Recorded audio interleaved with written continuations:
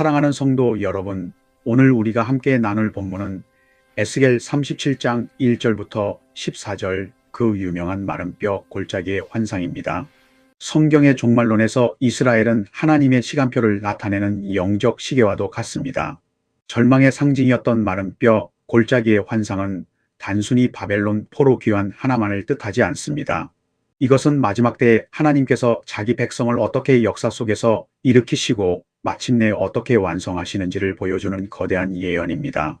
완전히 죽어 소망이 없던 마른 뼈가 살아나는 이 과정을 통해 하나님께서 종말에 성취하실 이스라엘과 하나님 나라의 회복이 어떻게 이루어지는지 오늘 함께 세 단계로 살펴보고자 합니다.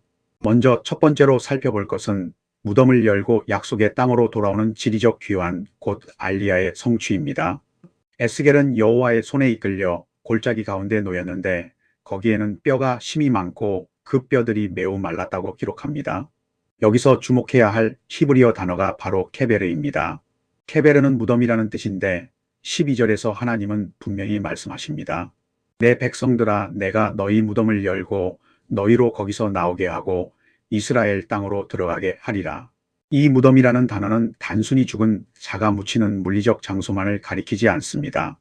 그것은 정체성을 잃고 소망도 없이 흩어져 살아가는 삶의 자리, 곧 살아있으나 죽은 것과 다름없는 존재의 상태를 상징하는 단어입니다.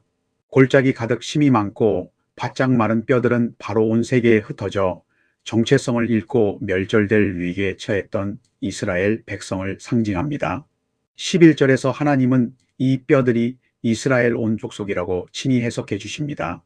우리의 뼈들이 말랐고 우리의 소망이 없어졌고 우리는 다 멸절되었다 하는 그들의 탄식이 곧 그 뼈들의 탄식이었습니다. 그런데 놀랍게도 이 예언은 단지 종이 위의 약속으로 그치지 않았습니다. 서기 70년 예루살렘 성전이 파괴된 이후 2000년 가까운 세월 동안 유대인들은 열방에 흩어져 살아야 했습니다. 그들은 나치의 홀로코스트라는 인류 역사상 가장 참혹한 죽음의 무덤을 경험하기도 했습니다. 그러나 하나님은 신실하셨습니다. 1948년 마침내 이스라엘이라는 나라가 다시 세워졌고 오늘 이 시간에도 전 세계에 흩어진 유대인들이 약속의 땅으로 돌아오는 현대판 알리야 운동이 계속되고 있습니다. 이것은 하나님이 역사의 주권자이심을 온 천하에 증명하시는 종말의 거대한 표적입니다. 무덤 같던 디아스포라의 현장에서 하나님은 친히 뚜껑을 여시고 당신의 백성을 불러내고 계십니다. 그러나 성경은 여기서 멈추지 않습니다. 지리적 귀환, 곧 뼈가 모이고 힘줄이 생기고 살이 오르는 그 모든 과정에도 불구하고 본문은 매우 중요한 한 문장을 우리에게 남깁니다. 8절은 이렇게 말합니다. 힘줄이 생기고 살이 오르며 그 위에 가죽이 덮이나 그 속에는 생기가 없더라. 겉모습은 완벽하게 갖추어졌으나 생명이 없는 상태, 이것이 바로 우리가 두 번째로 살펴볼 영적 부활의 자리입니다. 여기서 우리가 붙들어야 할 핵심 히브리어 단어는 루아흐입니다. 루아흐는 바람이며 숨이며 동시에 하나님의 영, 성령을 뜻하는 단어입니다. 하나님은 에스겔에게 명하십니다. 인자야, 너는 생기를 향하여 대언하라. 생기야, 사방에서부터 와서 이 사망을 당한 자에게 불어서 살아나게 하라. 에스겔이 명령을 받은 대로 대언함의 생기가 그들에게 들어가매 그들이 곧 살아나서 일어나 서는데 극히 큰 군대더라. 형체는 갖추었으나 숨이 없던 뼈들이 루아흐가 들어가는 순간 극히 큰 군대로 일어섭니다. 이 두 번째 단계가 우리에게 보여주는 종말론적 성취는 참으로 놀랍습니다. 이스라엘이 땅으로 돌아오는 물리적 귀환, 곧 알리야가 먼저 일어난 후 마침내 그들 속에 하나님의 영이 부어지는 영적 부활이 뒤따른다는 것입니다. 로마서 11장 25절과 26절은 이 진리를 이렇게 예언합니다. 이방인의 충만한 수가 들어오기까지 이스라엘의 덜어는 완악하게 된 것이라. 그리하여 온 이스라엘이 구원을 받으리라. 지금 이 시간에도 눈이 가렸던 이스라엘 백성들 가운데 자신들이 그토록 오랫동안 기다려온 메시아가 바로 십자가에 못 박히셨던 예수 그리스도이심을 깨닫고 통곡하며 돌아오는 이들이 하나둘씩 일어나고 있습니다. 뼈가 모이는 것으로 끝이 아닙니다. 루아흐, 곧 생기가 임해야만 참된 생명이 시작됩니다. 이것은 비단 이스라엘의 이야기만이 아닙니다. 우리 각 사람의 신앙도 마찬가지입니다. 교회에 다니고 형식과 틀을 갖추었다 할지라도 그 속에 성령의 생기가 임하지 않으면 우리는 여전히 가죽만 덮인 마른 뼈에 불과합니다. 이제 마지막 세 번째로 살펴볼 것은 열방 앞에 하나님의 거룩함이 드러나는 최종적 승리, 곧 언약의 완결입니다. 13절과 14절에서 하나님은 반복하여 선언하십니다. 내 백성들아, 내가 너희 무덤을 열고 너희로 거기서 나오게 할 때에 너희는 내가 여호와인 줄을 알리라. 여기서 우리가 붙들어야 할 세 번째 핵심 히브리어 단어는 야다입니다.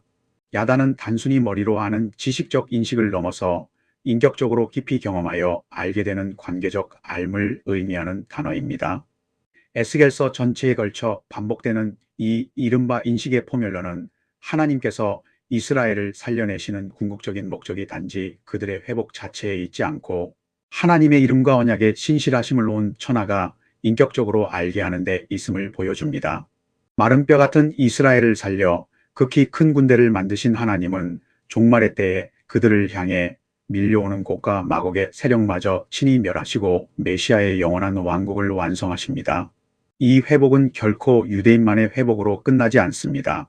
갈라디아서와 로마서가 증언하듯 그리스도 안에서 영적 이스라엘이 된 모든 성도가 누릴 영원한 부활과 하나님 나라 완성을 이 마른 뼈 환상은 미리 보증하고 있는 것입니다.